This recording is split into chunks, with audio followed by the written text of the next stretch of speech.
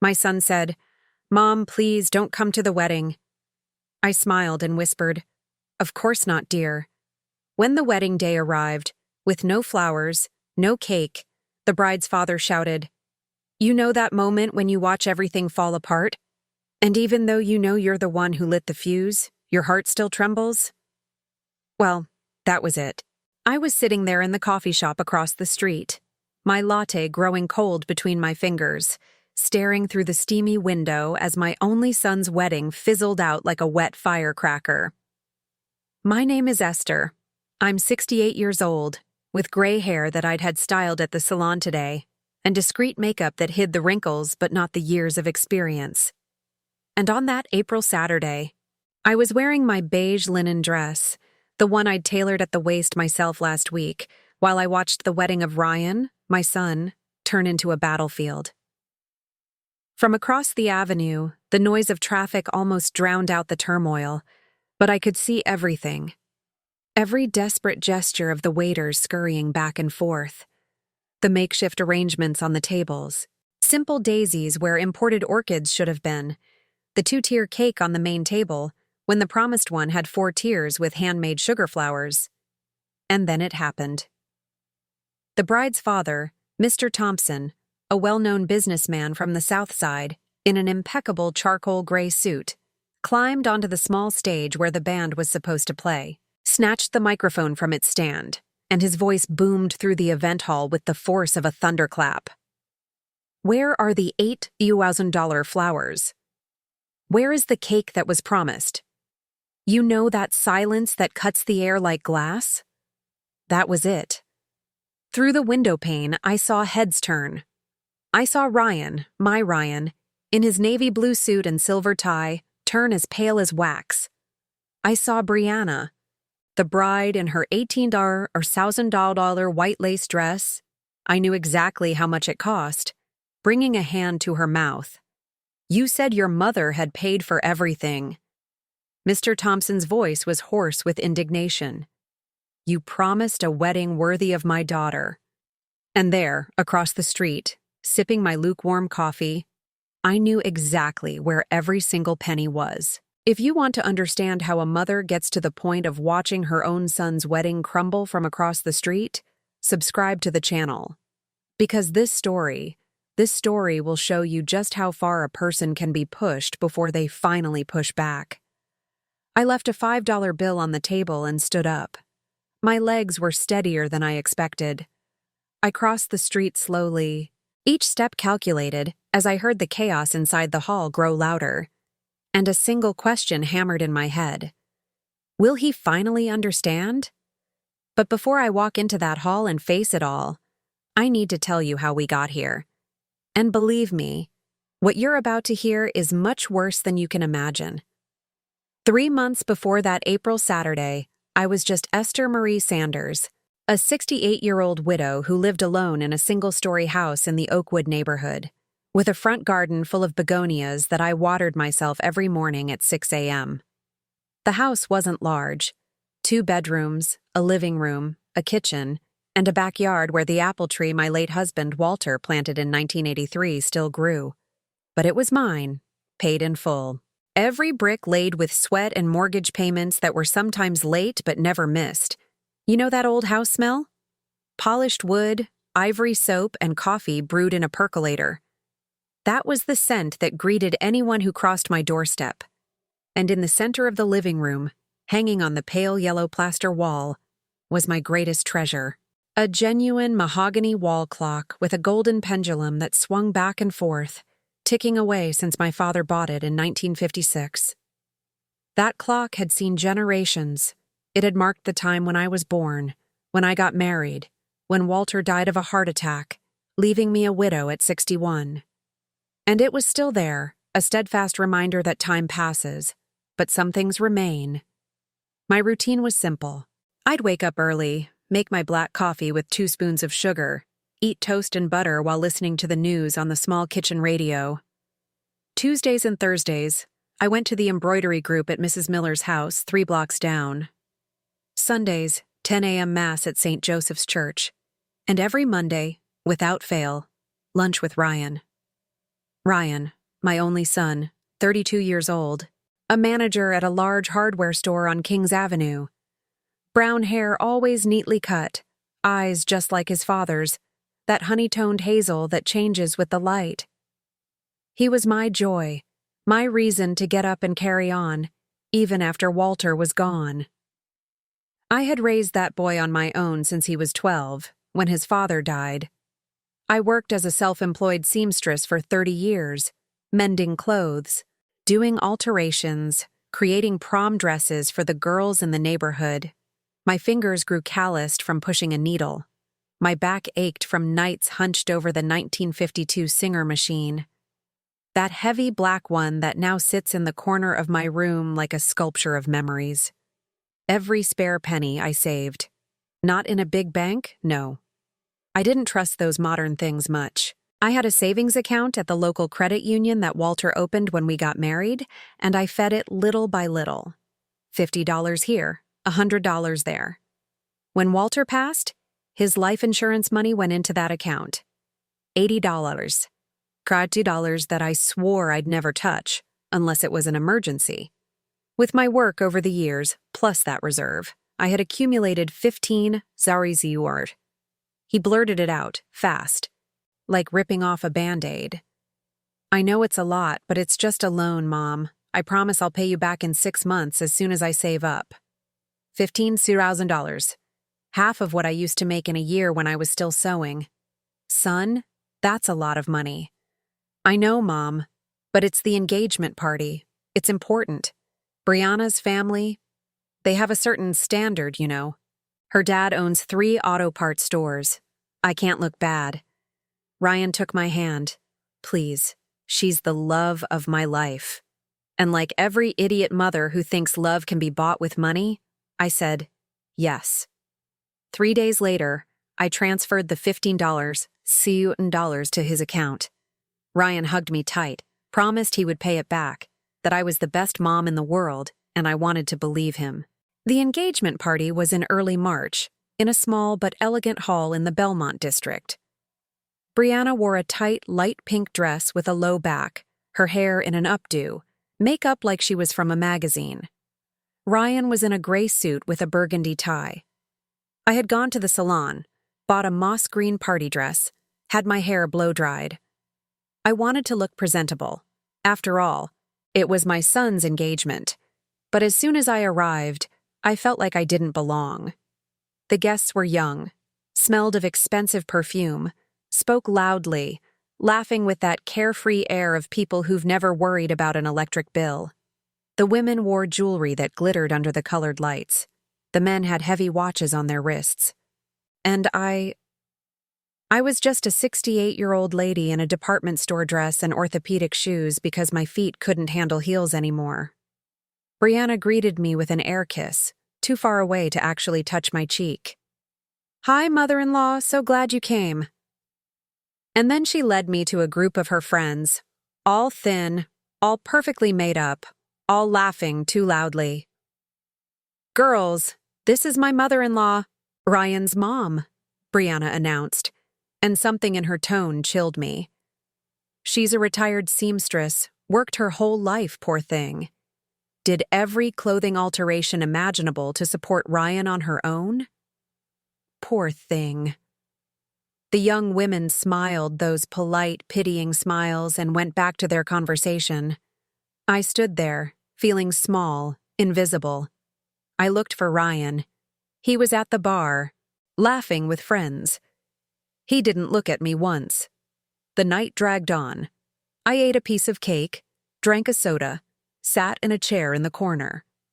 I watched Brianna circulate through the party, hugging people, posing for photos, always with that perfect smile. Ryan followed her like a puppy. And then, when I went to the restroom, I heard it. The door to the women's restroom didn't close properly. The lock was broken. I was in the last stall when I heard voices enter. One of them was Brianna's. "Seriously, Jessica? I almost feel sorry for the old lady." Her voice echoed off the tiles.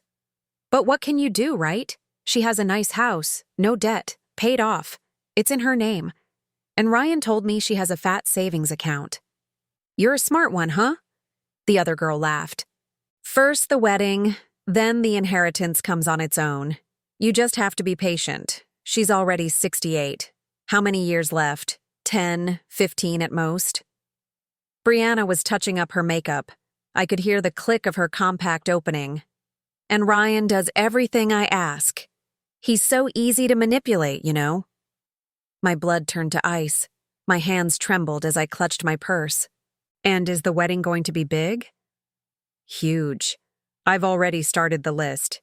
Top-tier caterer, magazine-worthy decor, honeymoon in Cancun. His dad died, so the old lady has the insurance money saved up. Ryan already hinted at it. You just have to be sweet, and she'll cough up the cash. They laughed and left, and I stayed there, sitting on that cramped toilet, holding my breath, feeling my world collapse. But you know what the worst part was? It wasn't Brianna's words. It was knowing that Ryan had told her about my money, had handed over my life to that woman as if it were a bargaining chip. I waited 5 minutes, took a deep breath, splashed my face with water at the sink, dried it with a rough paper towel. When I looked in the mirror, I saw an old, tired, used woman, and something inside me began to crack. I left the party without saying goodbye. I took a cab and went home. Ryan didn't even notice I was gone. That night, sitting on the porch, watching the empty street under the yellow glow of the streetlight, I made a decision. I didn't know what it was yet, but something inside me had woken up, and that something was tired of being played for a fool. 2 weeks had passed since the engagement party. 2 weeks in which I pretended I hadn't heard anything. 2 weeks of smiling when Ryan called, saying everything was fine when it clearly wasn't, because now I knew. And knowing changes everything. I started noticing details that had previously gone unnoticed. The way Brianna looked at my house, not with affection, but like someone appraising a property. The way Ryan would look away when she asked about my savings. The quiet snickers when they thought I wasn't listening. But I was. I always was. It was on a Wednesday afternoon that I got the text message. From Ryan. Mom, we're coming over at 7 p.m. We need to talk about the wedding. The wedding. As if it were ours. As if I were a partner in it. They arrived promptly at 7. Brianna was carrying a baby pink folder under her arm, one of those zippered ones full of papers. She was wearing black tailored trousers and a white silk blouse, nude pumps, her hair down, an expensive perfume that took over my small living room. Hi, mother-in-law. She kissed my cheek. This time she made contact, but it was quick, mechanical. I brought a little surprise. We sat at the kitchen table. Ryan was restless, fiddling with his phone. Brianna opened the folder with that wide smile I had learned to fear. So, dear mother-in-law, she pulled out a printed spreadsheet, colorful, with company logos. We've put together a complete plan for the wedding. We wanted to show it to you first because, well, family is so important at a time like this, right? Family. What a beautiful word to disguise self-interest. She turned the sheet towards me. My eyes scanned the list. Catering for 200 guests, $45, $0. Floral decorations, golden petal atelier, $22, $0. Imported wedding dress, $18, $0. Groom's suit, plus 4 groomsmen, $8, $500. Flowers for ceremony and reception, $8,000. 4-tier designer cake, $4, $500. Custom invitations, $3, Photographer and professional video, $12,000. Live music, band and DJ, $15, Honeymoon, Cancun, 7 days, $26, My eyes stopped on the total highlighted in red at the bottom of the page, $142, The silence in the kitchen was so heavy I could hear the ticking of the clock in the living room.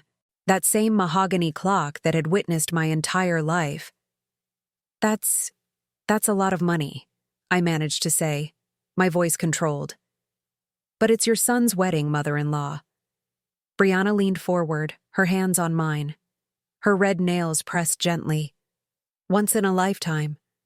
We deserve to start off right, don't we? With a beautiful party, unforgettable memories. Ryan finally spoke. Mom, we know you have some savings. I know Dad left the insurance. I know you worked so hard. He couldn't quite look me in the eye. It's just a loan. We'll pay it back, bit by bit. A loan. As if the $15,000 hadn't already been a loan. As if I didn't know that money would never come back. Son, this is almost everything I have. Brianna quickly let go of my hands, as if she'd touched something hot. Her expression changed. The smile vanished. Her eyes turned cold, hard.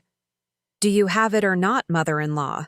Because I need to book these vendors this week. They're already holding the dates for us.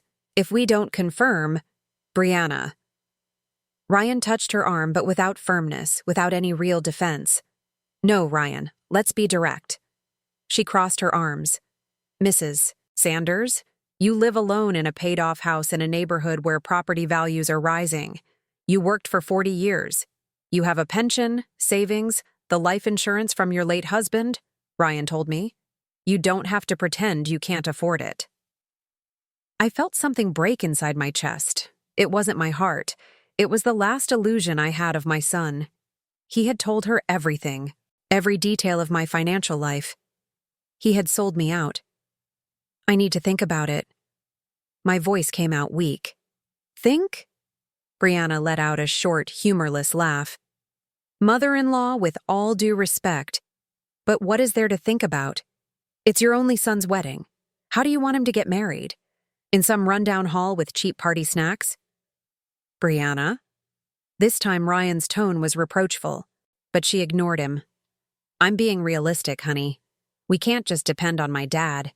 He's already paying for the extra honeymoon we want, the car for us to leave in. Your mom needs to contribute, too. Contribute. As if family were a business partnership.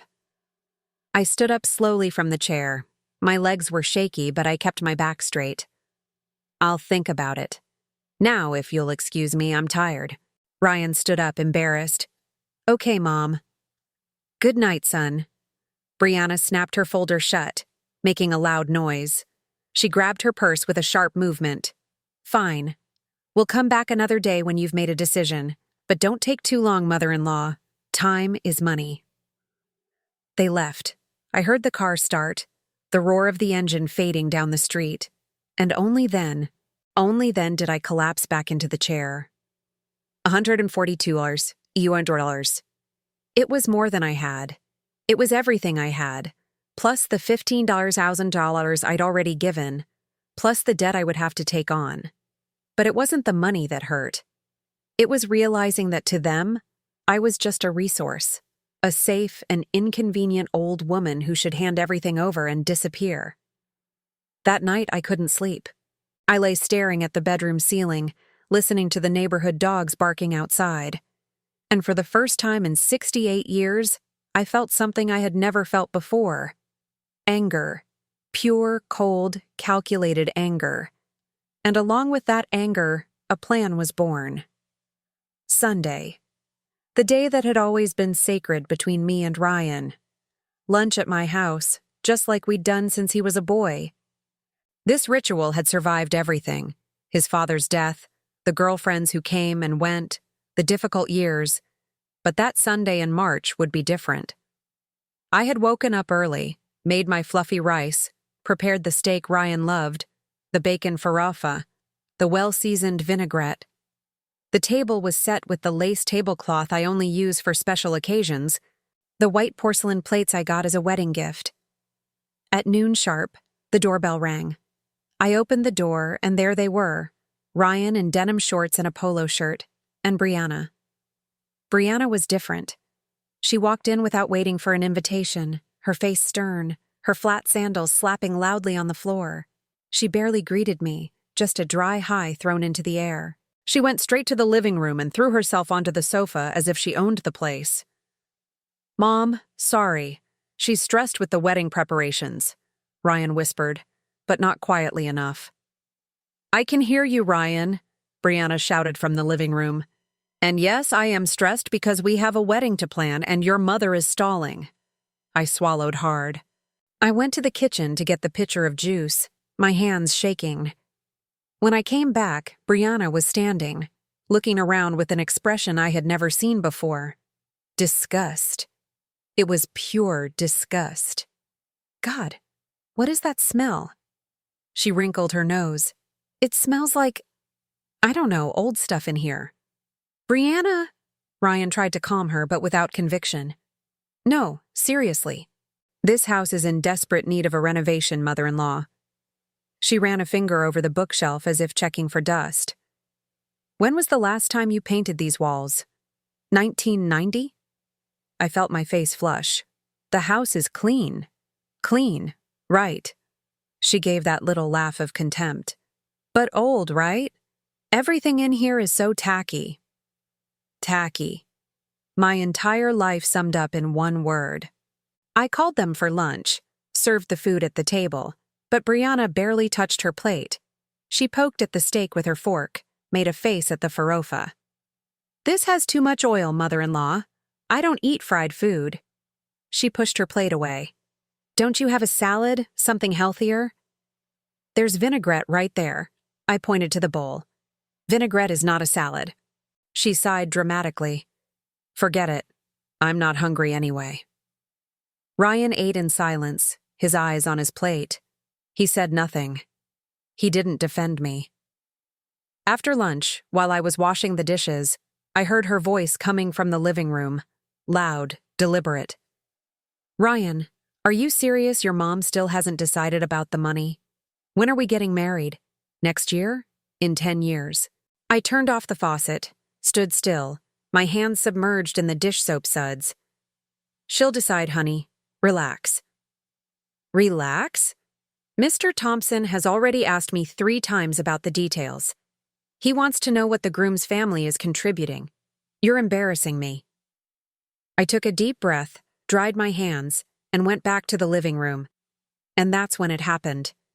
Brianna was standing next to the mahogany clock, that clock that had spanned generations, that had seen my father as a young man, that had marked my childhood, my marriage, the birth of Ryan. She looked at it with contempt, her arms crossed. Speaking of tacky, this thing is the worst of it. My heart stopped. Brianna, that clock is a family heirloom. I tried to keep my voice calm. Yeah. Well, it should be in a museum. She let out a little laugh. Seriously, mother-in-law, when we get married, you should really renovate this house. Throw out all this old stuff. Modernize. Maybe even sell it and buy a smaller apartment, something more practical for someone your age. Or, she looked at Ryan. A calculated smile on her lips. Or you could come live with us in the new apartment we're going to buy. That way you sell this house, help with our down payment, and stay close to your son. Everybody wins. The floor disappeared from under my feet. I'm not selling my house. You're not? Brianna tilted her head, her voice sweet but venomous. I thought you wanted what's best for your son. But that's fine. We'll manage, right, honey? And then my son, my only son whom I had carried, raised, protected, looked at me and said, Mom, it wouldn't hurt to think about it, right? The house is getting old, and this neighborhood isn't what it used to be. You all alone in this big house. He avoided my eyes. Brianna has a point. You could modernize or really consider living with us. Something inside me didn't just break, it exploded. It wasn't just the words, it was the tone, the coldness, the way he agreed with every humiliation that woman threw in my face, the way he looked at my father's clock, his own grandfather's clock, and saw only something tacky, something disposable. Get out. My voice came out low but firm. What? Ryan blinked, confused. Get out of my house, I repeated louder now. Both of you, now. Brianna let out a scornful laugh. Oh, how dramatic. I said, get out, I screamed, and in 68 years, I had never screamed like that. The silence that followed was heavy, cutting. Ryan turned pale, Brianna's eyes widened, her mouth agape. Mom, get out of my old, tacky, ancient house. Get out and only come back when you've learned to respect the person who gave you this life, Ryan. They left without arguing, without another word. The door slammed shut, and only the echo remained. I sat on the crochet-covered sofa, the one Brianna had called old, and there, alone in my simple living room, with my mahogany clock marking time, I cried. I cried like I hadn't cried since the day I buried Walter. But in the midst of the tears, something new was born. A decision. A cold, crystal-clear certainty. If they wanted me dead and buried to get my inheritance, they were going to have to wait a very long time, because I had just been resurrected. 5 days had passed since the Sunday explosion. 5 days without a call, without a text, without an apology. Nothing. As if I had ceased to exist. In the early hours of the morning, I would lie awake, staring at the ceiling, replaying every word, every gesture. Had I overreacted? Should a mother swallow everything in silence just to keep her son close? But then I would remember Brianna's look at my father's clock. I would remember my son agreeing that my life was tacky, disposable, and the doubt would vanish. It was on a Tuesday, almost 9 p.m., when the doorbell rang.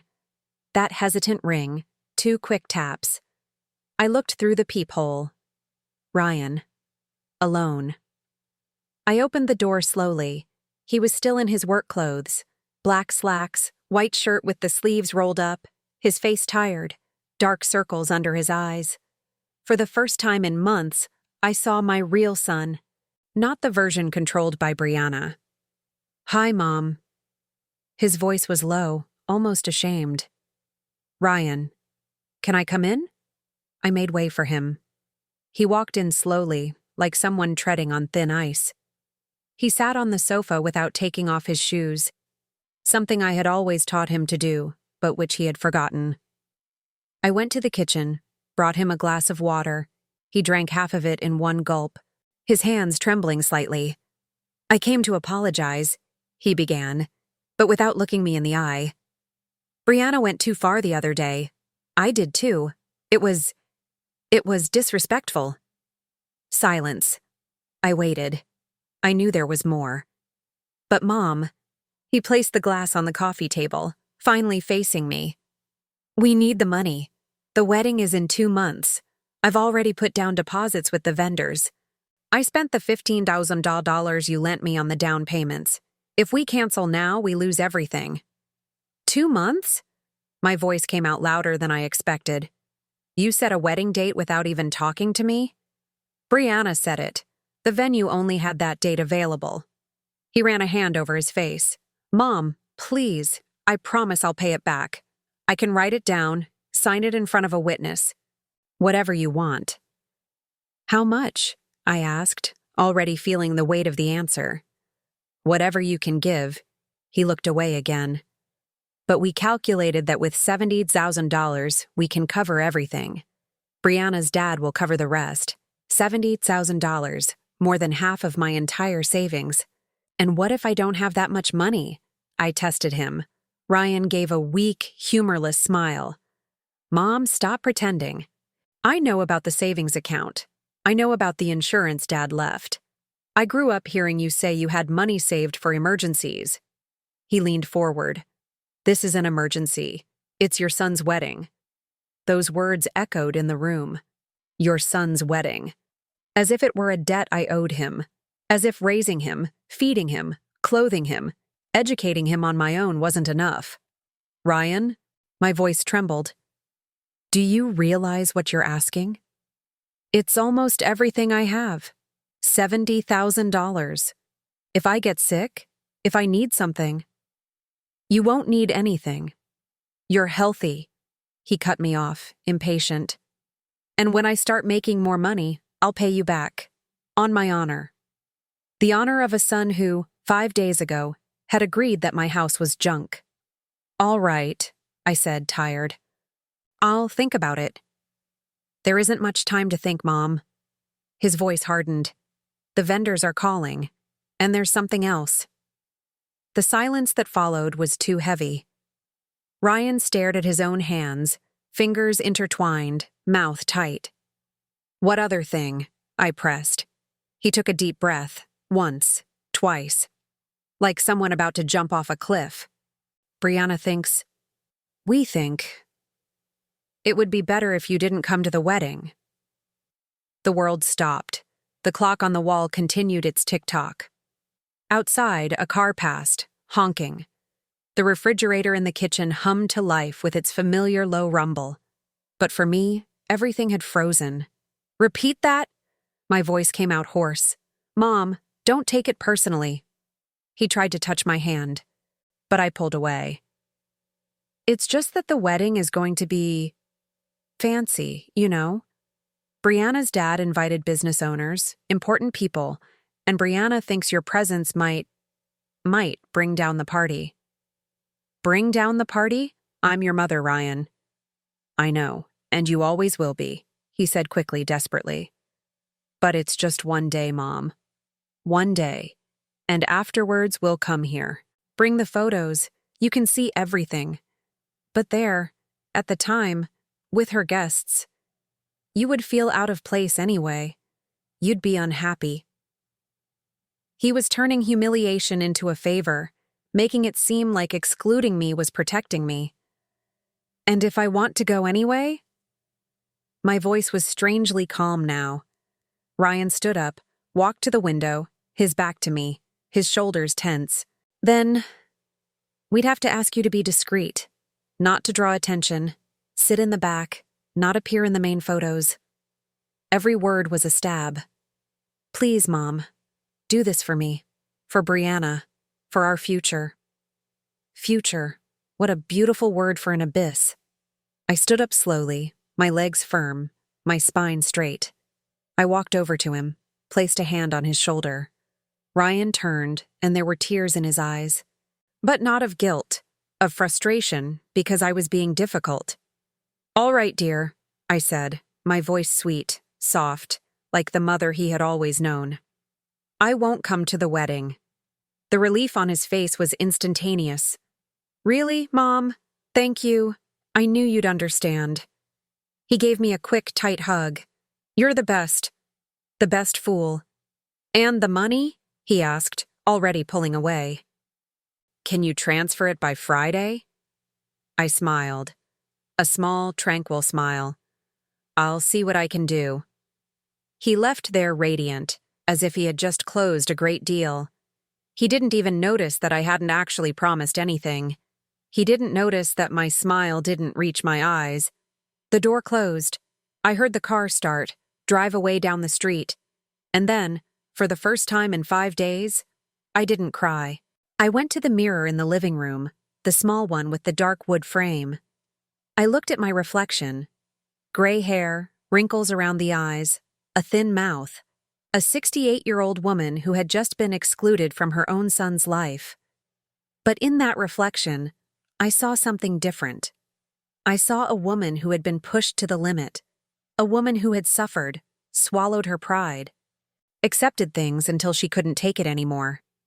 And in that moment, with the house silent and the clock striking 9:15 p.m., I made a decision. If Ryan wanted me to be invisible, I would be. But not in the way he expected. Because there are different ways to disappear, and some of them leave scars that never fade. I didn't sleep that night. I stayed on the porch until the sun came up, watching the street slowly awaken, the baker opening the corner shop, the 6 a.m. bus passing by, the dogs barking at the birds. But my mind was far away. I was calculating, planning, thinking through each move as if it were a chess game. And for the first time in 68 years, I was no longer the pawn. I was going to be the queen. At 8 a.m., I took a shower, put on my navy blue slacks and a white long-sleeved blouse. I applied a light pink lipstick, the one I only use for important occasions. I put my hair up in a low bun. I looked in the mirror and saw a woman with a purpose. At 9 a.m. sharp, I was at the door of Mr. Morris's office, the lawyer on Barron Street. A man in his 50s, bald, with glasses, who had handled the probate when Walter died. Mrs. Sanders, what a surprise. He greeted me with a firm handshake. Come in, come in. Coffee? Yes, please. I sat in the leather chair across from his desk, which was piled high with papers and files. The coffee came in a small porcelain cup, strong and bitter, just what I needed. Sir, I need some guidance. I got straight to the point. If I sign contracts in my name, say, for services for an event, those contracts are mine, correct? I can cancel them whenever I want. He adjusted his glasses, curious. It depends on the clauses, but generally, yes. If it's in your name, you are the contracting party. You can cancel, but you will likely forfeit any deposits. Why? I smiled. Just a hypothetical question. I spent 40 minutes there. I asked about lifetime gifts, about wills, about property rights. I wrote everything down in a small notebook I brought in my purse. Mr. Morris didn't ask too many questions. Good lawyers know when not to. When I left, my mind was crystal clear. I took the subway to the Trianon stop.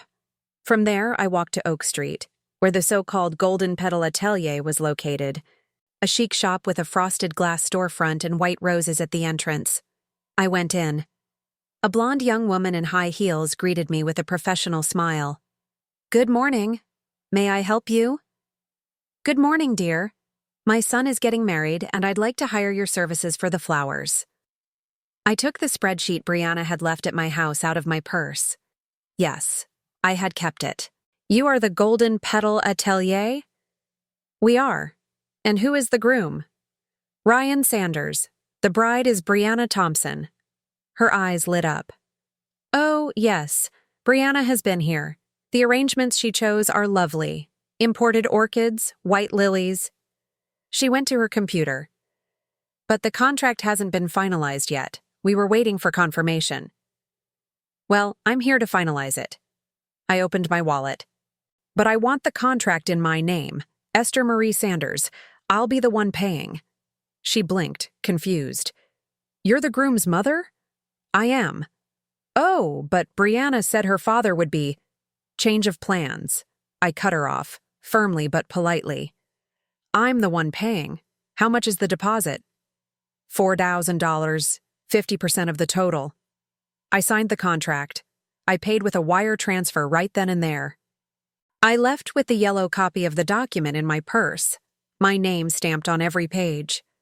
I did the same at the caterers, the bakery for the cake, the florist for the ceremony. At every vendor on the spreadsheet Brianna had made, I arrived polite, smiling, saying I was the groom's mother and I wanted to pay. The clerks were surprised, but no one turns down money. By the end of the day, I had paid $35,500 in deposits, half of what Ryan had asked for. But every contract, every damn piece of paper, was in my name, Esther Marie Sanders. Social Security number registered, signature notarized. On the way home, I stopped at the bakery and bought a slice of lemon meringue pie. I sat on a bench outside, eating it slowly, savoring every bite. Children were playing in the small park across the street. The sun was beginning to set, painting the sky orange and pink, and I felt alive. For the first time in months, I felt like I was in control of something. When I got home, there was a message from Ryan on WhatsApp. Mom, were you able to sort out the money? I need to transfer it to the vendors by Friday. I replied. Everything is taken care of, son. You can rest easy. He sent back 3 heart emojis. Not a single word of real thanks, not a single question about how I was. Just relief that he had gotten what he wanted. I sat on the sofa with a cup of chamomile tea, opened my purse, and spread all the contracts on the coffee table. I reread each one, checking dates, amounts, cancellation clauses. If I canceled with less than 30 days' notice, I would lose the deposits but get the rest back. And, more importantly, without my approval, without my signature, nothing would be delivered. The math was simple. I had paid $35,500 in deposits. If I canceled everything, I would lose that amount, but I would save another $35,500 that I hadn't paid yet. And without flowers, without the special cake, without the promised decorations, the wedding would become a fiasco. A fiasco I would watch from a distance with my latte in hand. My cousin Connie called that night. She's worked in catering for 20 years, knows everyone in the business. "Esther, tell me the truth. What are you up to?" She knew the tone of my voice. She knew when I was planning something. I told her everything, every detail, every humiliation, every cruel word. On the other end of the line, I heard her sigh. "Girl, are you sure? He's your son." "He is, and that's exactly why he needs to learn." My voice didn't waver. "Connie, if I let this go, he'll get married thinking he can use me for the rest of his life, that I'm just a walking ATM. That's not love, it's exploitation." Silence. "You're right," she finally said. "And if you need anything, you can count on me." I hung up the phone and looked at the mahogany clock. It was 11:12 p.m. In exactly 45 days, it would be the wedding. 45 days for Ryan and Brianna to believe they had won. 45 days for them to discover they had underestimated the wrong woman. And I finally went to sleep in peace. 45 days can feel like a long time, but when you're playing the role of a lifetime, every day is a rehearsal for the grand finale.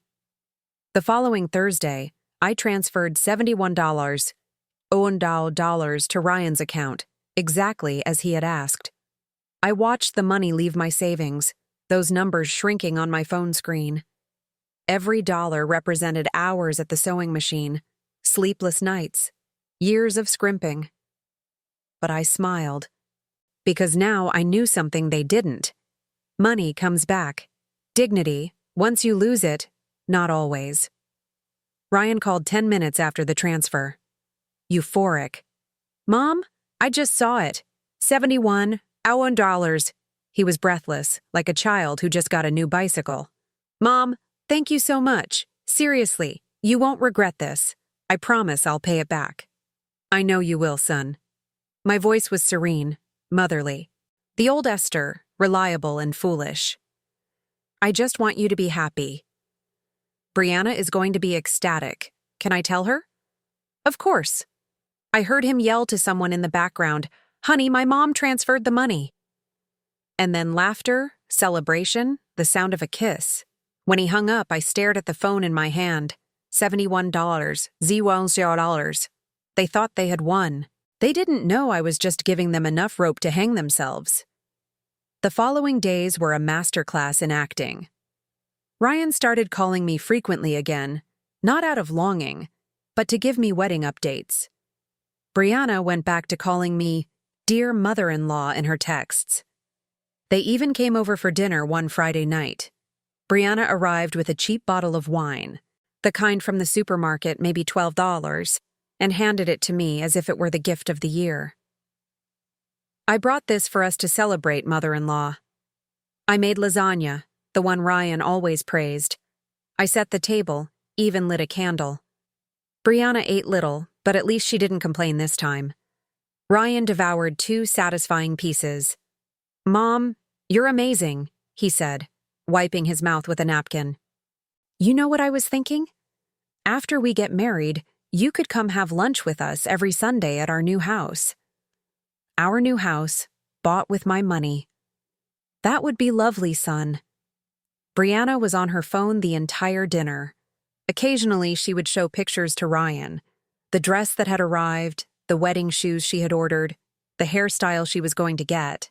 I was just the silent audience financing the show. But there were moments when her mask slipped. "Oh, mother-in-law." Brianna looked around, her nose slightly wrinkled. "Just a question. Have you ever thought about replacing this sofa? It's a bit faded." I swallowed my anger with a sip of water. "It still works." "It works, sure." She gave that little laugh. "But sometimes it's good to refresh things, you know? Give it a makeover. You're at an age where you should enjoy better comfort. My age. As if 68 were an expiration date. Ryan quickly changed the subject, but he didn't reprimand her. He never did. When they left, Brianna gave me a quick hug. Thank you for everything, mother-in-law. You're being so generous. And in my ear, so low that Ryan couldn't hear, she whispered, We won't forget this.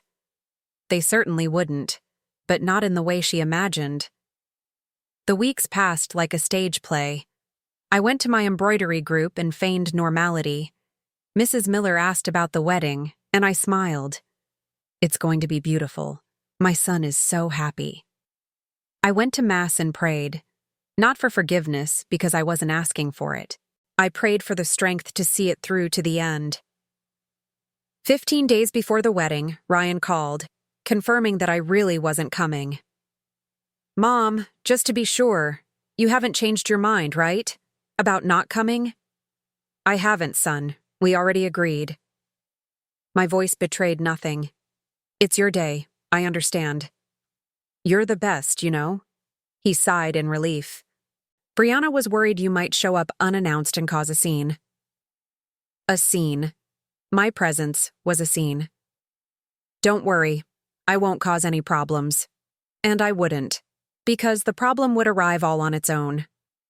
7 days before the wedding, I went to the beauty salon. I made an appointment to get my hair cut, a blowout, and my nails done. The young woman who attended to me, Julia, with her piercings, was surprised. Mrs. Sanders, you look different today. So cheerful. I have reasons to be. I smiled at my reflection in the mirror as she styled my hair. And it wasn't a lie. I bought a new dress, nothing extravagant. A simple model in a pearl-colored linen, discreet, elegant. I paired it with comfortable flat shoes and a small leather handbag. I looked at myself in the store's mirror and saw a dignified, well-dressed lady, ready for what was to come. 2 days before the wedding, Ryan called me one last time. Mom, tomorrow I'll be busy with the final preparations, and Saturday is the big day. He was ecstatic. But we'll see each other after, okay? I'll bring the photos for you to see. Okay, son. Enjoy every minute. I am, Mom. I love you. Thanks for everything. 3 words after 68 years. 3 words that should have warmed my heart, but I knew that everything he was saying meant only one thing. Money. I love you too, Ryan. And I did. I loved him enough to do what I was about to do. On the eve of the wedding, Friday, I called every vendor one by one, my voice firm, polite, professional. Good morning. This is Esther Marie Sanders. I have a contract with you for the wedding on the 27th. I would like to cancel. Each representative reacted with surprise. But ma'am, it's a day away. You'll lose your deposit. I know, please cancel it anyway. Flowers, canceled. Special cake, canceled. Extra decorations, canceled. Everything that was in my name, everything I had the power to undo, undone. I lost $35 or $500, but I saved another $35 or $500, and more importantly, I saved my dignity. When I hung up the last phone, my hands were shaking, not from fear, but from pure adrenaline. That night, I slept like I hadn't slept in months, deeply, without nightmares, without guilt. Because tomorrow, finally, the truth would come to light. And I had a front row seat to watch. Saturday, April 27th. The day dawned overcast, with that smell of rain in the air that never quite falls. I woke up at 6 a.m. without an alarm. My body knew it was a different kind of day. I took a long shower, letting the hot water relax every tense muscle. I looked at my reflection in the steamy mirror, a 68-year-old woman about to do something she never imagined she would do, but there was no doubt in my eyes. Only determination. I put on the new pearl-colored linen dress. I slipped on the comfortable flat shoes. I applied a soft pink lipstick, mascara on my white lashes, a touch of blush on my cheeks. I styled my hair in an elegant bun, leaving a few wisps loose to frame my face. When I was done, I looked at myself in the full-length mirror in my room, and, for the first time in months, I liked what I saw. I wasn't the old seamstress Brianna described with disdain. I was a dignified, well-dressed lady, ready. I took my leather handbag, the same one I carried for special occasions, and placed my wallet, phone, tissues, and a thin plastic folder with all the canceled contracts inside. Evidence just in case. The wedding was set to begin at 3 p.m. at the Villa Gardens, an event space on Angelica Avenue. I left the house at 12:30 p.m. and took an Uber. The driver, a friendly gentleman from Louisiana, tried to make small talk. "Headed to a party, ma'am?"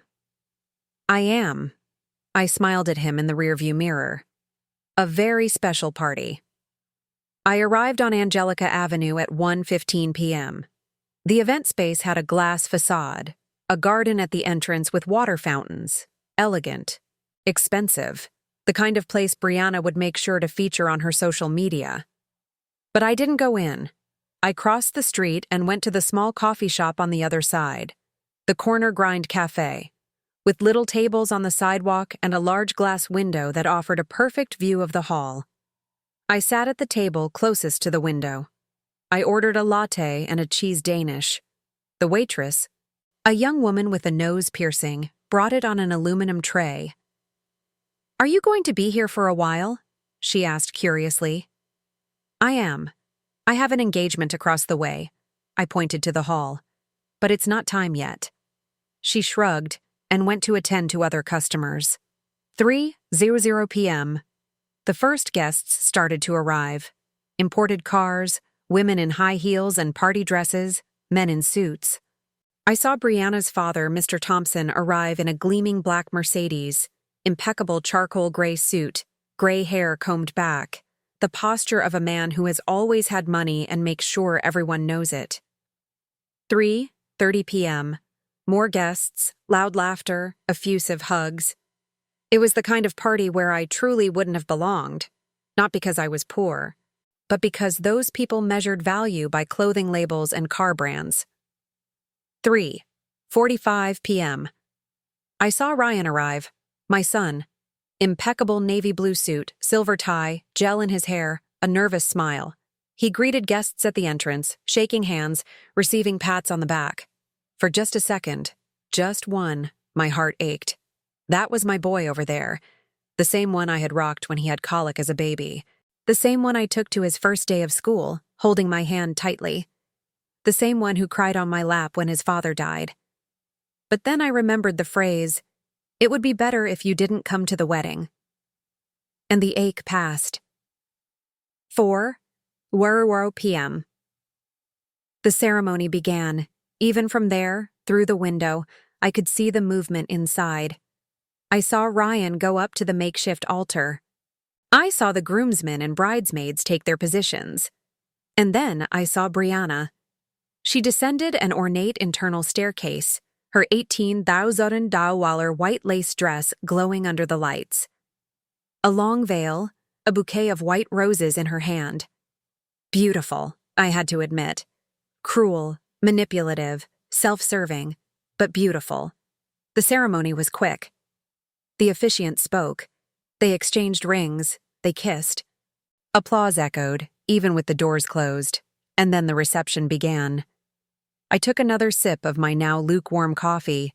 I ate the last piece of my Danish, and I waited. 4:20 p.m.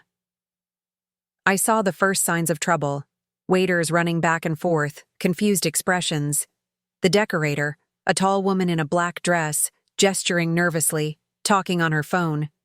A venue employee talking to Ryan, who was now pale. 4:30 p.m. The confusion escalated. I saw when they brought out the arrangements for the tables. Simple daisies, the kind from a neighborhood florist. None of the imported orchids, none of the white lilies.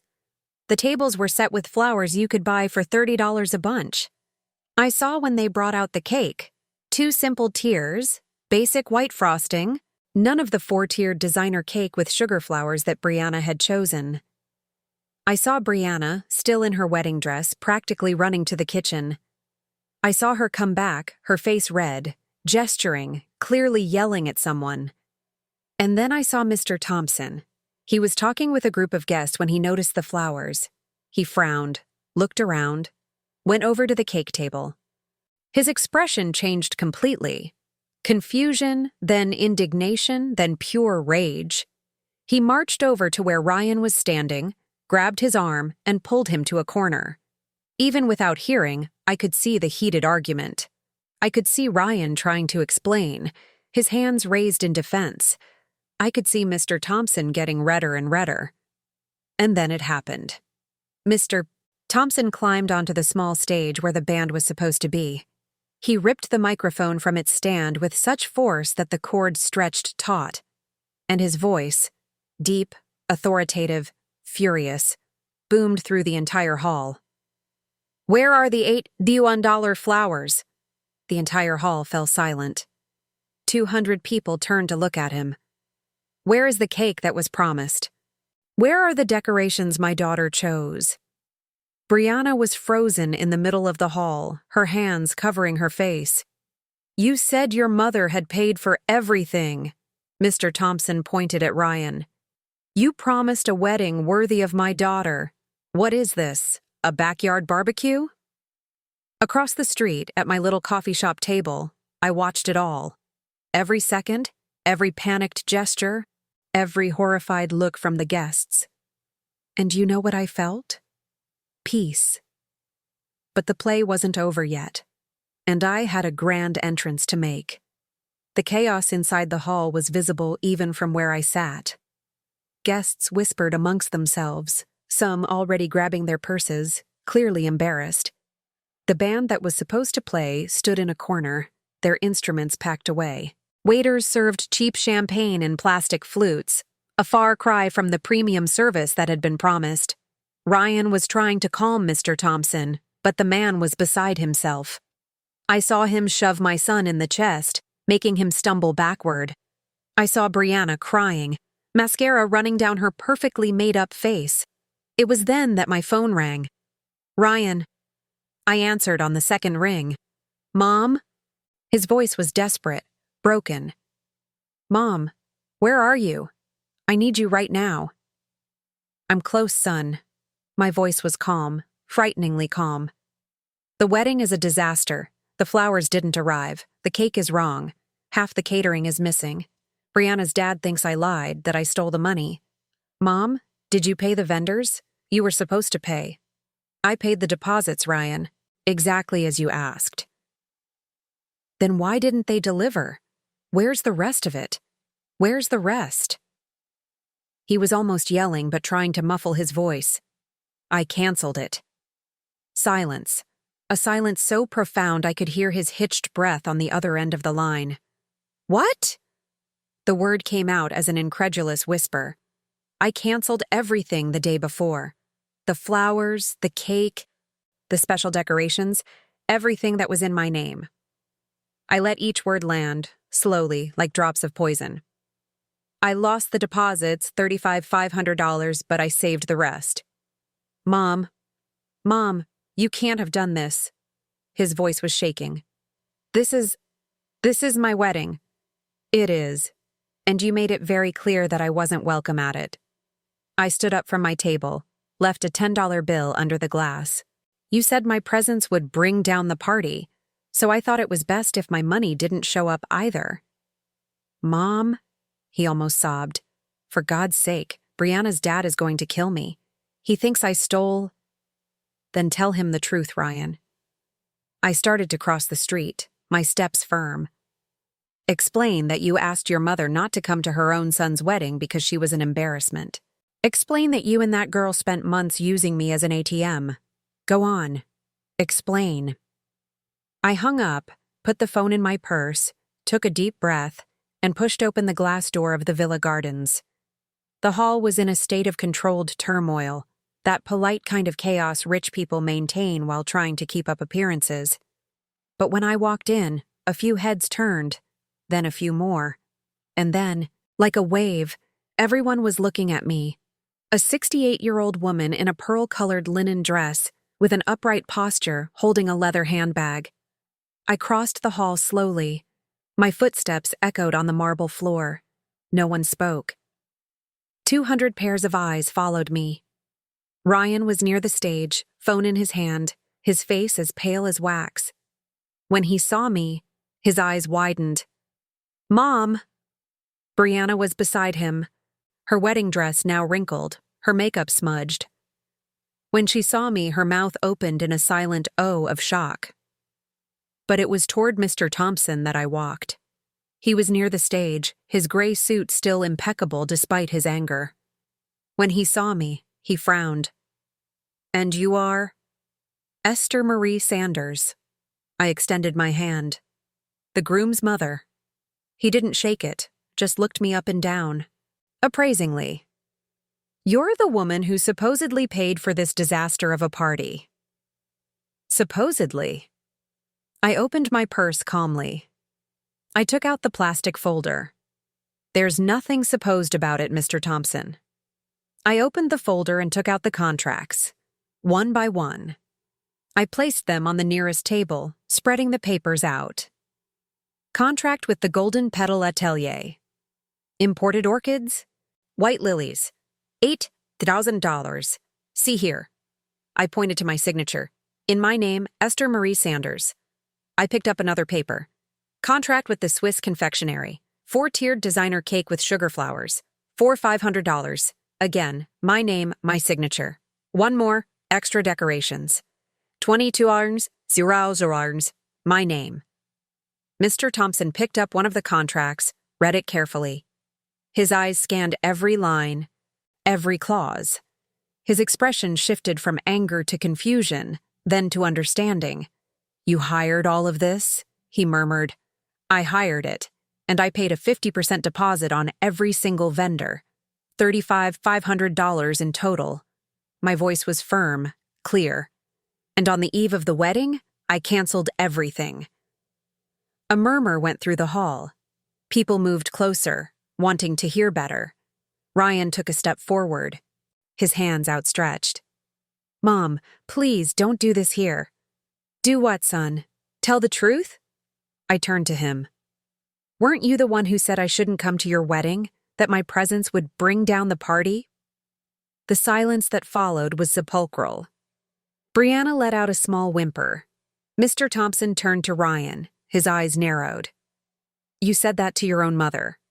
Ryan opened his mouth, closed it, opened it again.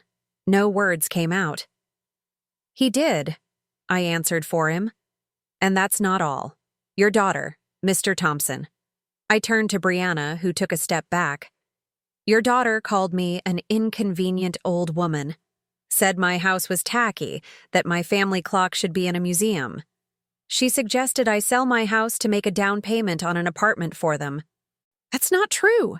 Brianna tried to defend herself, but her voice came out high-pitched, desperate. "She's making it up. She's just jealous because Ryan got married." "Jealous?" I laughed, a short, humorless sound. "Dear, I'd be jealous if you actually loved my son, but the only thing you love is his money, or rather, my money." I turned to the guests who had formed a semicircle around us. "I paid $15,000 for the engagement party. I transferred $71 to my son's account for this wedding. I paid another $35,500 in vendor deposits. I did the mental math, $121,500 in total. And you know how much of that money I'll ever see again? Zero." Mr. Thompson was processing every word. His jaw was tight, his eyes fixed on Brianna. "Brianna, is this true?" "Dad?" I can explain." "Is it true?" he bellowed. Brianna started crying for real now. Loud, dramatic sobs, but no one moved to comfort her. "And the worst part?" My voice cut through her crying. "The worst part wasn't the money. It was realizing that my own son saw me as just that, a source of money, as something disposable." I looked at Ryan, and into that look, I poured 68 years of disillusionment. Mr. Thompson stood in silence for a long 10 seconds. 10 seconds where you could hear the hall's air conditioning, the ticking of a wall clock, the held breath of 200 people. Then he turned to Brianna, and the look he gave his own daughter was that of someone who had just woken up from a bad dream. His voice was low, dangerously controlled. You put this lady through all of this? Dad, let me explain. Explain what? The shout echoed through the entire hall. Several people jumped. That you manipulated this young man? That you humiliated his mother?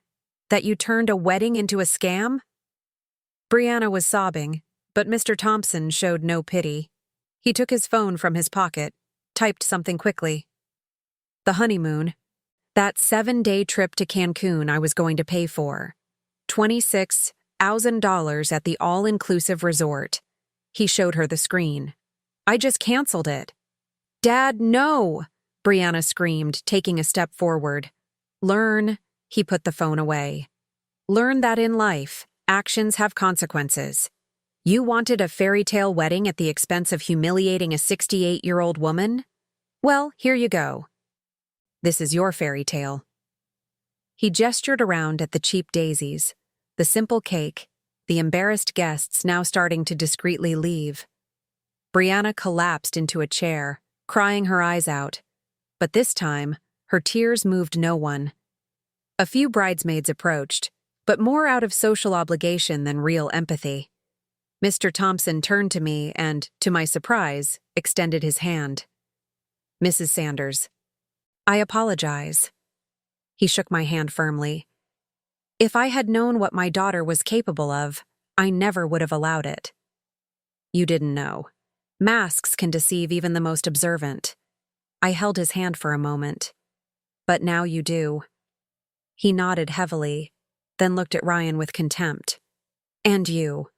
What kind of man lets his own mother be treated like this? Ryan was pale, sweating. I didn't mean to. You just thought of yourself. I finished the sentence for him. You thought about what they wanted from you, what she wanted from you, but you never thought about who was always by your side. I moved closer to him. Ryan avoided my gaze like a child caught red-handed. Look at me, Ryan. He slowly raised his eyes. And what I saw there broke my heart, not with pity, but with disillusionment. He knew. He knew exactly what he had done. $71 a jawara. My voice was serene but firm. It was everything I had saved for my security.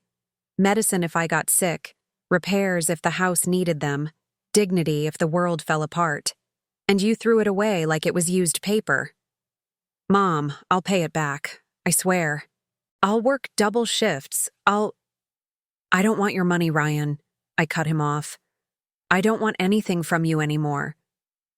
The impact of those words was visible. He staggered as if he'd been punched. Mom, please don't say that. You asked me not to come to your wedding. Each word came out heavy, final. Well, now I'm asking you, don't come into my life. Not until you understand what you've lost. Not until you become the man your father would have wanted you to be. I turned to leave, but Brianna, in one last desperate attempt to control the narrative, shouted, You see? She's crazy. A bitter old woman who's jealous of her own son. I stopped, turned around slowly. Bitter? I repeated, almost smiling. Dear, bitter is what you're going to feel when you realize you lost the only person who truly cared about your fiancé. Jealous is what you'll be when you discover that without my money, this marriage has no foundation. I looked around at the guests. Many of the women were looking at me with respect, some with tears in their eyes. An older lady in an emerald green dress began to applaud slowly. Then another joined in, and another, until half the hall was applauding. It wasn't triumph I saw in their faces. It was recognition. How many of them had gone through something similar? How many had swallowed humiliations from daughters-in-law, sons-in-law, even their own children? I turned toward the door, but before I left, I had one last thing to say. Ryan? I looked at my son one last time that afternoon. Your father always said that a real man isn't measured by what he owns, but by how he treats those who can give him nothing in return. I paused. He would be ashamed of you today. And then I left.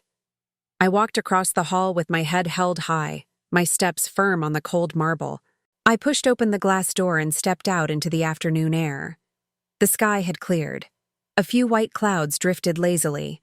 It smelled of the rain that was still to come. I took out my phone, requested an Uber. While I waited on the curb, I heard footsteps behind me. It was Mr. Thompson. Mrs. Sanders. He had followed me out. Are you going to be all right? I smiled, a genuine smile. For the first time in months. I will be, Mr. Thompson. For the first time in a long time, I'm going to be just fine. He nodded respectfully. If you need anything, a witness, a lawyer, anything at all, let me know. I have contacts. I appreciate that, but it won't be necessary. I looked up at the sky. The justice I needed has already been served. The Uber arrived, a silver Civic. I got into the back seat, closed the door, and as the car pulled away, I looked in the rearview mirror. I saw the villa gardens growing smaller and smaller. I saw guests leaving in groups, some laughing nervously, others looking serious. I saw Mr. Thompson turning to go back inside. And for the first time since Ryan had introduced me to Brianna, I felt something I had forgotten how to feel. Freedom. October arrived, bringing with it that dry heat that makes the begonias in the garden ask for water twice a day. But now my garden had much more than begonias. It had frangipani that perfumed the afternoons, purple hydrangeas in new flower beds, and a small wooden bench painted white, where I would sit to have my breakfast when the sun was still gentle. 6 months. Half a year since that April Saturday that changed everything. The house was no longer the same. With the $91, $500 I had left after losing the deposits and saving the rest, I had done something I never thought I would do. I invested in myself. The first thing was the paint. I hired a professional painter. I chose the colors myself. The living room became a soft, welcoming shade of sand. The bedroom, a calming light baby blue. The kitchen got a fresh coat of white paint with details of Portuguese tile that I had always admired, but never had the courage to install. I replaced the sofa, not because Brianna had called it faded, but because I wanted to. I bought a 3-seater in a charcoal gray fabric, comfortable, modern, without being extravagant. Mrs. Miller's crochet cover now decorated my bedroom. The mahogany clock remained on the wall, steadfast, imposing, marking time as it always had. But now, around it, I placed new photos. My friends from the embroidery group, my cousin Lucy, myself on the day of the renovation, smiling a real smile. But what I was most proud of was the studio. I transformed the guest room, the one that had been empty since Ryan moved out at 23, into a small workspace. I bought 3 new sewing machines, modern ones with electronic stitches. I installed shelves for fabrics, organizers for colored threads, a professional mannequin in the corner. And I put an ad in the church bulletin. Sewing classes for beginners. I teach embroidery, alterations, creation of simple garments. 3 young women showed up the first week, then 2 more came. Now, every Tuesday and Thursday, my house fills with conversation, laughter, the hum of sewing machines. Young women, 20, 25 years old, wanting to learn what it took me decades to master. And you know what I discovered? Teaching did me good. It made me feel truly useful. Not as a bank vault, but as a mentor, as someone who had valuable knowledge to share. The money from the classes wasn't much, $500 per student per month. But combined with my pension, it was enough to live with dignity, and more importantly, it was enough to live happily. As for Ryan, he tried to call the day after the wedding. I didn't answer. He tried again the next day. Nothing. He sent messages. Mom, we need to talk. Mom, please. I got the message. I blocked him for 2 weeks. I needed that silence. When I unblocked him, the messages continued, but their tone had changed. Less automatic apologies, more real. Mom, Brianna filed for divorce. Mom, I ruined everything. Mom, I know I don't deserve it, but I miss you. Through my cousin Connie, who had contacts in the world of catering and events, I learned the details. Ryan and Brianna's marriage had lasted exactly 4 months and 10 days. Brianna had discovered that without my money, Ryan couldn't maintain the standard of living she expected. The apartment they were going to buy never materialized. The honeymoon that Mr. Thompson canceled was never replaced. And when Brianna realized she had married a store manager, not a wealthy playboy, she simply left. She moved in with a friend, filed for divorce, citing irreconcilable differences. She didn't ask for alimony, she just wanted distance. Mr. Thompson, I heard, cut off relations with his daughter for 3 months. He was now trying to rebuild, but with clearly defined limits. Brianna had to get a real job. She works at a clothing store in the mall. And Ryan moved back into a small rented apartment, alone, working, paying bills, living the life he always had before Brianna showed up. He tried to visit me in August. He rang the doorbell, but I didn't open it. I wasn't ready. In September, he tried again. This time I let him stand on the porch for 5 minutes before opening the door just a crack. Mom, I just want to talk. We have nothing to talk about, Ryan. Please, just 5 minutes. I closed the door. Cruel, perhaps, but necessary. It was on an October afternoon, while I was watering the hydrangeas, that he appeared again. He looked different. Thinner, with deep-set dark circles, wearing simple clothes, a white t-shirt and jeans, no gel in his hair, no arrogance. He seemed smaller, more human. He stood on the sidewalk, hands in his pockets, not trying to come in, just waiting for me to acknowledge his presence. I finished watering the flowers, turned off the hose, dried my hands on my apron. "What do you want?" I asked, still from the garden. "Nothing." His voice came out tired. "I didn't come to ask for money. I didn't come to ask for forgiveness because I know I don't deserve it." I crossed my arms, waited. "I just came to say that I understand if you never forgive me." He looked down at his own feet. "I betrayed you. There's no other word for it. I chose a woman I'd known for 6 months over the person who raised me alone. I chose money and appearances over character and true love." Tears streamed down his face, not tears of manipulation, but tears of real shame. And now I know what I lost. I didn't just lose a marriage. I lost my mother. I lost my foundation. I lost the only person who always believed in me, even when I didn't deserve it. He wiped his face with the back of his hand.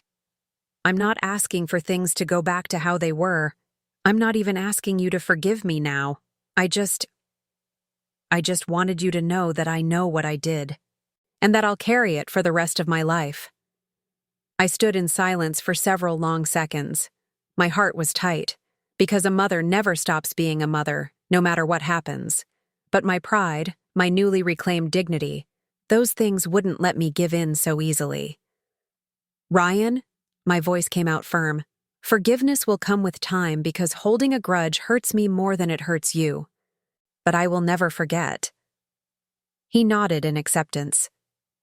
"You taught me something important these past 6 months," I continued. "You taught me that I can live without depending on anyone, that I am Esther Marie Sanders, not just someone's mother. I have value on my own." "I know," he whispered. "Now go."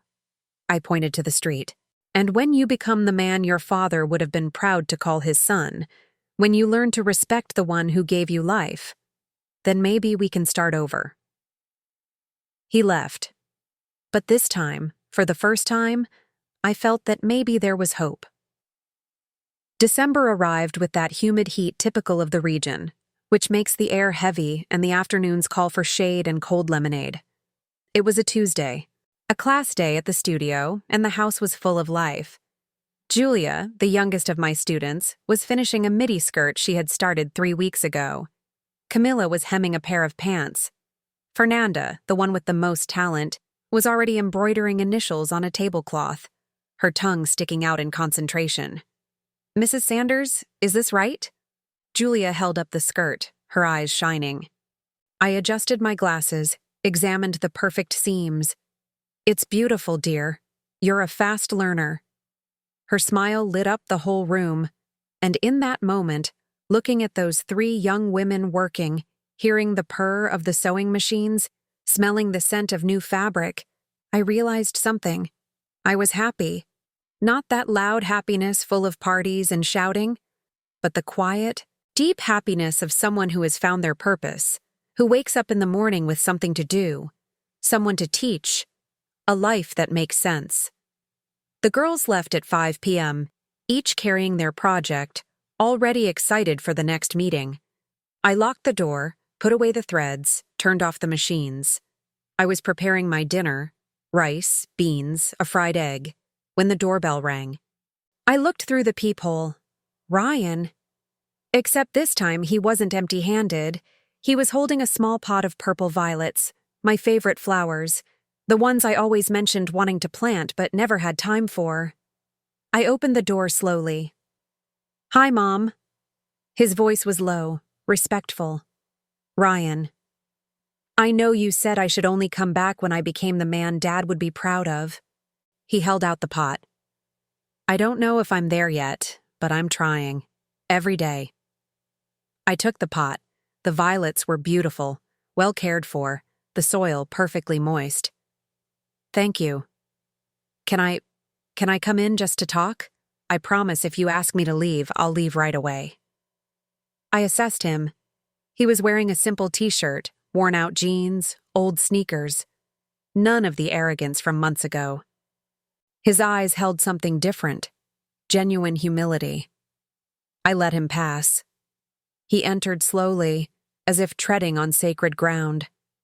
He looked around, at the painted walls, the new sofa, the photos on the wall around the mahogany clock. "The house looks beautiful, Mom." It wasn't flattery. It was genuine recognition. "I invested in what matters." I pointed to the sofa. "Sit." We sat with a yard of distance between us. It wasn't closeness, but it wasn't total rejection either. "Mom, He took a deep breath. "I started therapy. Twice a week. I'm learning about manipulation, about how I let Brianna control me, about how I repeated that with you." I listened in silence, and I noticed something. He looked at his own hands. Dad always said a real man protects the people he loves, and I did the opposite. I let them hurt you. Worse, I hurt you. The tears came, but he didn't wipe them away. He let them fall. I'm not asking for forgiveness now. I know it will take time, maybe years, maybe never. But I wanted you to know, he finally looked me in the eyes, that you taught me the most important lesson of my life. You taught me that dignity is not negotiable, that respect can't be bought, and that true love is priceless. I felt my throat tighten, because there, for the first time, I saw my real son. Not the spoiled boy, not the manipulated husband, but a broken, learning adult man. "Ryan," my voice came out soft but firm. "What I did at that wedding wasn't revenge. It was survival. It was choosing myself after 68 years of always choosing others. I know. And if we're going to rebuild anything, it's going to be with new rules." I hardened my tone. "I am not your bank. I am not your maid. I am not your solution to financial problems. I am your mother, and mothers deserve respect." "I agree with all of it." He nodded vigorously. "Mom, I didn't come here to ask for money. I came to ask for permission to be part of your life again, little by little, at your pace." I looked at that man, my son, my only son, and felt something shift inside me. It wasn't complete forgiveness yet, but it was an opening. It was a possibility. "All right," I finally said. "You can come for dinner on Sunday, noon." His eyes lit up. Really? But there are conditions. I held up a finger. You arrive on time, you help wash the dishes. And if you ever come to me asking for money again, that door closes forever. Understood? Understood. He stood up, wiped his face. Mom, thank you. Truly. At the door, before he left, he turned one last time. You weren't tacky, you know. You've always been elegant. There were just people too blind to see it. He left, and I stood there, the pot of violets in my hand, my heart heavy but hopeful. Sunday came. Noon sharp, the doorbell rang. I opened it, and there was Ryan, punctual, holding a bag of warm, fresh bread. We had lunch at the little kitchen table. Rice, beans, steak with onions. Nothing special, but it was good, made with care. We talked about his work, about my students, about the weather. Nothing too deep. We were still getting to know each other again. After lunch, he washed the dishes without me asking. He dried every plate, put it away in the right place. And when he was finished, he came into the living room where I was watering the violets he had brought. Mom, can I come next Sunday? I looked at him, and for the first time in 8 months, I smiled a real smile at my son. You can. Today, sitting on the porch of my renovated house, with my violets blooming in the garden and the mahogany clock marking time in the living room, I understand something. I discovered at 68 that love can't be bought with money, respect can't be begged for, and dignity. Dignity is the only inheritance that truly matters. Ryan comes for lunch every Sunday now. We talk, we laugh. Sometimes we argue when he forgets to do something he promised, but we're rebuilding slowly, brick by brick. He is no longer the owner of my life. He is a guest. And that distinction makes all the difference in the world. My savings account today has $42 less than I had, but enough for my security. My studio gives me joy and purpose. My friends visit me. My house is my sanctuary. And I am Esther Marie Sanders. Not someone's mother. Not the tacky old woman. Not the walking ATM. I am me, whole, complete, dignified. When they ask you to disappear from your own life, sometimes you have to do the opposite. Appear in a way they will never forget. Not with shouts, not with hate, but with a quiet dignity that cuts deeper than any scream. Because in the end, the greatest revenge is not destroying those who hurt you. It's rebuilding yourself. It's getting up, wiping away the tears, and showing that you don't need anyone else to be happy. You just need yourself. And have you ever had to choose yourself when everyone expected you to fade away? Have you ever had to set boundaries when you were asked to disappear? Tell me in the comments where you're watching from. And if this story touched your heart in any way, leave a like and subscribe to the channel. There are many other stories of new beginnings, dignity, and strength waiting for you here. Because everyone deserves a second chance, but most importantly, everyone deserves to choose themselves first. Until the next story. And remember, your dignity is never negotiable.